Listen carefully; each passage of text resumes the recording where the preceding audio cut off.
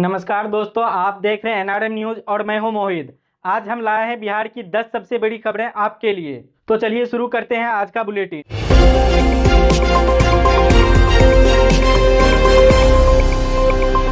विधानसभा चुनाव से पहले बक्सर जिले के राजपुर विधानसभा क्षेत्र से पूर्व मंत्री संतोष निराला को एनडीए का उम्मीदवार घोषित किया।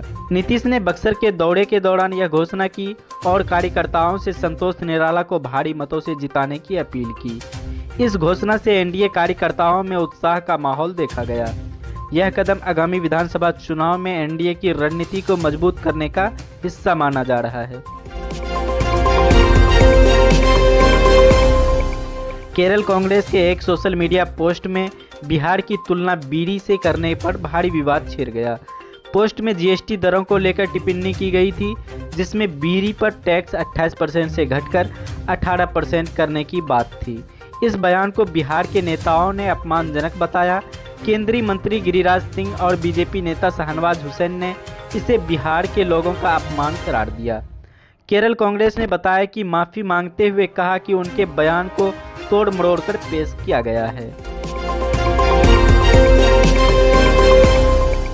राजद नेता तेजस्वी यादव ने प्रधानमंत्री नरेंद्र मोदी और बीजेपी पर तीखा हमला बोला।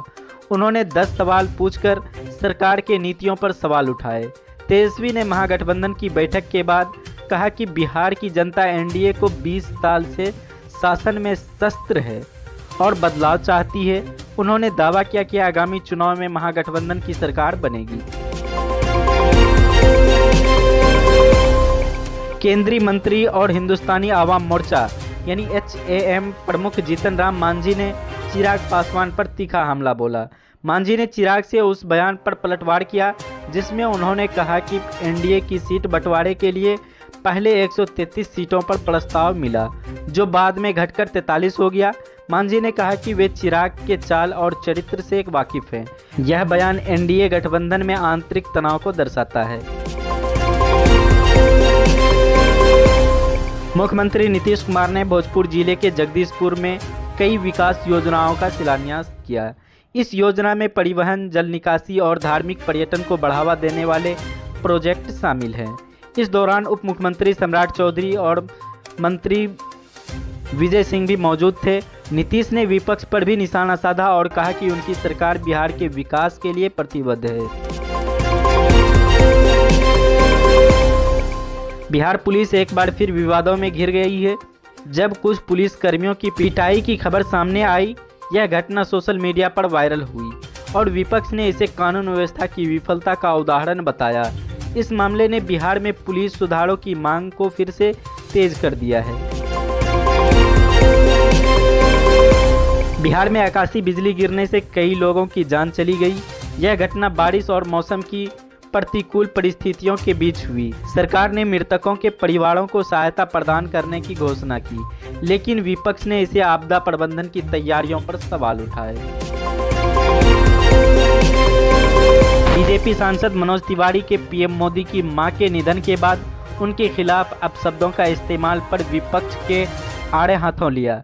उन्होंने कहा कि तेजस्वी यादव और राहुल गांधी को इस घटना की निंदा करने के बजाय इसे समर्थन दिया। तिवारी ने इसे बिहार के लोगों का अपमान बताया और कहा कि पूरा बिहार इस घटना से दुखी है। महागठबंधन ने आगामी विधानसभा चुनाव के लिए अपनी रणनीति को और मजबूत करने का फैसला लिया। तेजस्वी यादव ने गठबंधन के नेताओं के साथ बैठक की और कहा कि बिहार की जनता बदलाव चाहती है। उन्होंने एनडीए सरकार पर बिहार को पीछे ले जाने का आरोप लगाया।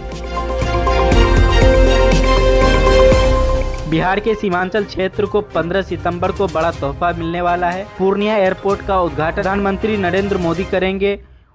उसी दिन अहमदाबाद के लिए पहली उड़ान होगी। स्टार एयर ने टिकट बुकिंग शुरू कर दी है, जिससे स्थानीय लोग उत्साहित हैं। यह बिहार का चौथा एयरपोर्ट होगा जो सीमांचल और कोसी क्षेत्र को हवाई कनेक्टिविटी प्रदान करेगा। दोस्तों, अगर आपको हमारा यह अपडेट पसंद आया तो चैनल को सब्सक्राइब करें, वीडियो को लाइक करें और कमेंट में अपनी राय जरूर दें। फिर मिलते हैं कल की बड़ी खबरों के साथ। तब तक के लिए जय बिहार।